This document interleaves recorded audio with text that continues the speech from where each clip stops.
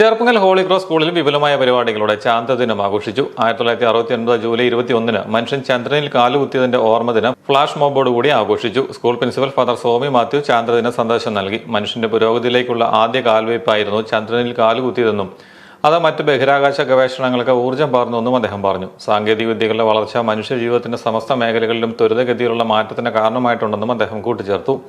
ശാസ്ത്രീയ കണ്ടുപിടുത്തങ്ങളാണ് പുരോഗതിയിലേക്ക് നയിക്കുന്നതെന്ന് ഹെഡ്മാസ്റ്റർ ഷാജി ജോസഫ് പറഞ്ഞു. Neil Armstrong, Edwin Anton, Michael Collins എന്നീ മൂവർ സംഘം ചന്ദ്രനിൽ കാലുകുത്തിയത് നമ്മെ ഓർമ്മപ്പെടുത്തുന്നത് മനുഷ്യജീവിതത്തിലെ മുന്നേറ്റത്തിന്റെ കഥയാണെന്നും അദ്ദേഹം പറഞ്ഞു.